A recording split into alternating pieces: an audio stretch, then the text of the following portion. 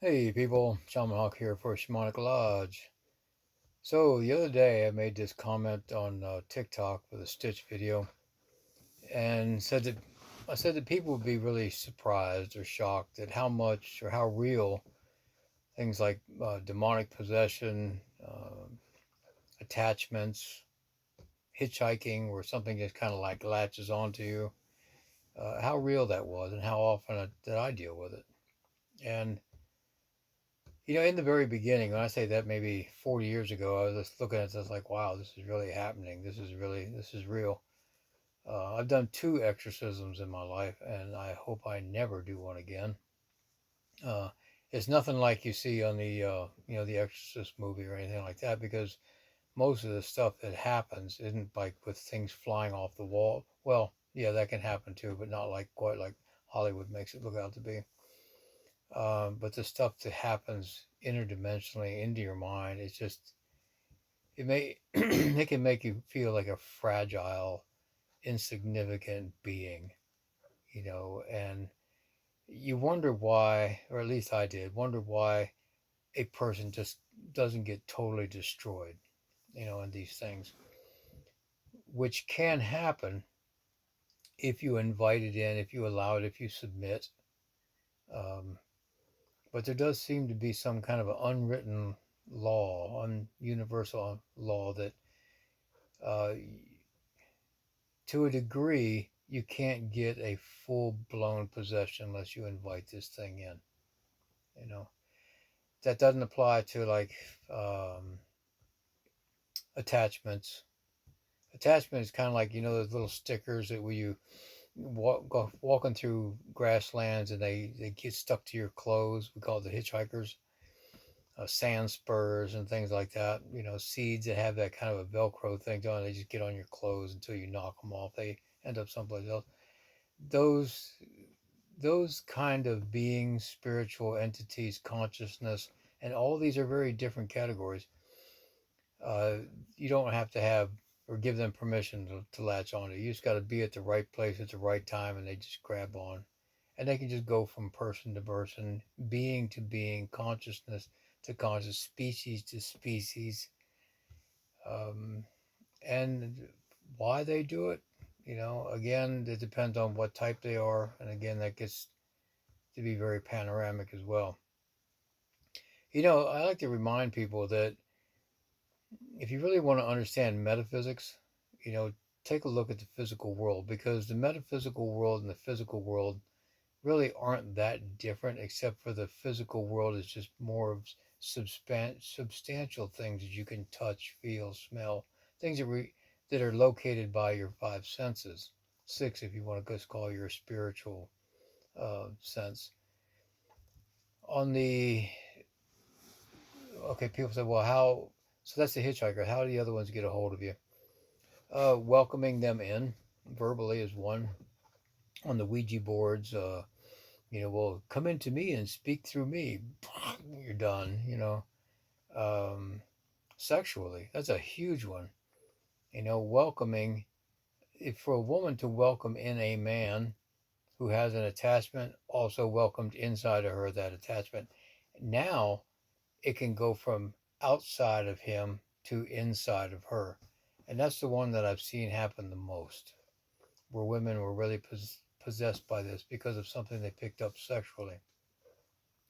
How do you get rid of something like that? Well, that's a long list of categories depending on what type it is. Uh, but first off, they have to admit that they have it. They have to admit that they know how they got it in. You have to be able to see that. If you can't get people to see they have these things, and just pretty much you're not going to get rid of them. For the attachments, yeah, to some degree you can. With the deep possessions, where the priests are going, with the holy water, for the power of Christ compels you. No, no, that's almost a never. Um, what can they make you do? Well, a lot. A lot of times, it's like whispering sweet nothings in your ear, giving you ideas, enhancing some of your senses or blocking some of your senses. That's some of them. Um, they can actually change your response to things. Foods that you like, now you don't like. Things you didn't like, now you like and you want. You know, Sometimes I think that particular attachments like to experience the physical world of humanity or through the human experience, you know, by being part of that relationship. To English is not good for describing these kinds of things, that's for sure. And then once they get bored or they got the information they're looking for, then they can leave and then they can go to another species. Now they can learn the world through a horse, a snake, or whatever. Which is, if you think about it, would be kind of interesting because you get the beings of here. If attachment could understand the human interpretation of the world and then be part of a bee, just sees refracted light, then be part of something like a snake where you just see things through heat imagery. Yeah, that would be interesting. And then the chameleon, seeing the world as one eye and the other eye kind of revolved separately.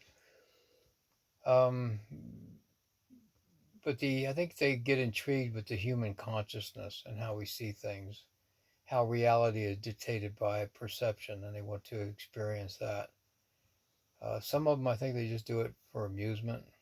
Let's go to the little blue planet in the outback of space and latch onto some humans for a little while. That should be fun. I mean, they could spend what we call an eternity here, but to them, because of their difference in variance of time constants, it's just, a long weekend. So, getting rid of them, again, the person you're working with has to want to leave or get rid of that entity consciousness. And sometimes that is a bit of a lengthy process, intricate process, because it's got a hold. It's kind of like releasing parasites from the body. You have to allow the physiology to work. So the brain can make a decision quickly, but does it really repel? It's a good thing. So introducing things into the body that would be uncomfortable for that attachment because it helps you secrete an energy signature that it wouldn't want to hold on to. And that's where the old cultures would use things like the bitters, the garlics, the onions, and things like that. Um, Everything has a sweet spot. Everything, like the parasites make you crave sugar. Well, the sexual predator type of parasitic attachments, really makes you want to be a little bit more promiscuous. Um, some of them are just malicious and just want to destroy the being. They just, destroy this one, go to the next one. Destroy this one, go to the next one. Why? Who knows? The variables. I made a comment, a reply to a comment on TikTok that I had done work with them. So people say, well, how do you know they exist? Because I've worked with some of them. I've worked with a lot of them as far as removing them from people's lives. And I've actually done some work for them. I built a couple domes. They were part of the peace projects in Colombia with one. Actually, that was a sphere. Excuse me. I got a lot of information about how the world works. Some things about physics, quantum physics. It made a little bit more sense than trying to read it out of a book because they can show it to you and have you understand it in a multi-dimensional perception. I learned a lot more about geomancy and alchemy, and then uh, I got a huge lesson plan that I was making one structure about why curses in sacred sites work. And it really wasn't a curse per se, it was just an armament triggered by emotional intent. And I got pictures of how that worked in more of a technical field, all in pictures, sounds, sensations, because the languages that I speak wouldn't have been able to describe them accurately.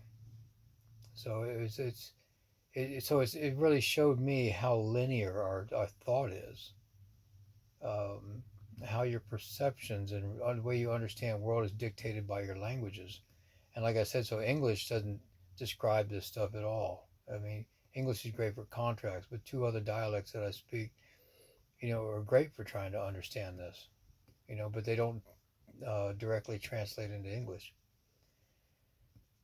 Oh, how to prevent, you know, um, these things from taking hold of you? The parasitic ones, that's really difficult because they latch on to get onto your energy. So just like when you get a parasite, you consumed it or it went through your skin, it's invasive, and then you have to fight that one off with vermifuges. Vermifuge is something for releasing parasites. Um,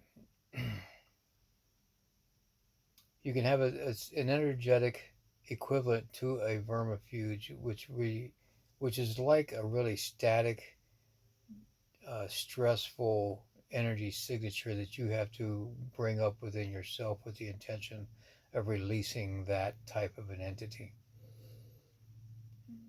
Mm, that one, I don't know how you describe that, like I said in English. The other ones, it kind of works like your immune system. You just have to have a strong spiritual, moral, ethical fortitude, and that's like your spiritual immune system, and not allow yourself to, um, I want to say, have leakages of that to where, as your values go out, something else can come in. Um, Knowing yourself well, really well, be totally honest with yourself. That helps, fortify your spiritual immune system to make you less vulnerable to these types of things. Be careful about what you say. You know, here's one to get descriptive. You know, but we have to because this is some of the realities. You know, probably 30 years ago was the first time I'd ever heard this word. I was picking up with speech where women would say, well, they were all fine with this guy, and they felt really good, but things really got weird after the first time these women let the guy come inside them, and I asked, well, how did that get agreed to if all before wasn't happening, and the girl would either say, well, I didn't say he couldn't, it just felt right, so it just happened. I told them, yeah, I want you to, or the guy asked, and then I said, yeah, and then that's when they felt a big energetic shift. So it was a verbiage that wanted it, allowed it, accepted it, and then that's when they really felt different. So that was the plan. And then they didn't see the guy anymore, the physical being of the guy that they were with. Because why? They now had the attachment. And then they were even less attracted to the physical guy that they were with, because for some reason, oh, it just changed. But they felt different about themselves and about the guy they were with. And that's the one avenue that I see that's the most not popular, but the most common about how women will pick these things up. Going to these ceremonies, especially the ayahuasca ceremonies, and these women will get these attachments that come right up, and they can feel it coming up inside them vaginally, or at least making the attempt to, or something crawling in to bed with them, wanting sexual activity, and then they're freaking out. And these are the ones that seem to be the hardest to get rid of. Um, and once you get rid of them, it's like that old lover that wants to keep sneaking back in. With men, I haven't seen but maybe two or three cases, two for sure, one of them like a maybe, that they had that inside of them. And I have to tell you that all three of those cases were gay men. And but I've never seen a straight man. And that's not to gay bash or anything. That's just something I noticed. Not saying that it can't happen to straight men or whatever, but I just haven't seen it and I haven't heard about it. So it is about allowing what you're taking into you at what level. It can often dictate the severity of the occupation of that negative life force, energy, consciousness, being, spirit, demon, whatever. So, um, so that's just kind of an overview.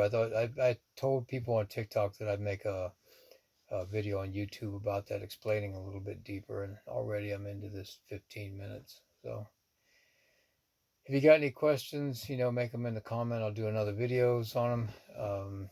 If you like this, push the like, subscribe, share it. One thing, even if you don't like and subscribe, if this resonates and you want somebody in particular to go ahead and see it, yeah, share the video with them. Until then, catch you guys later. Wish you all the best.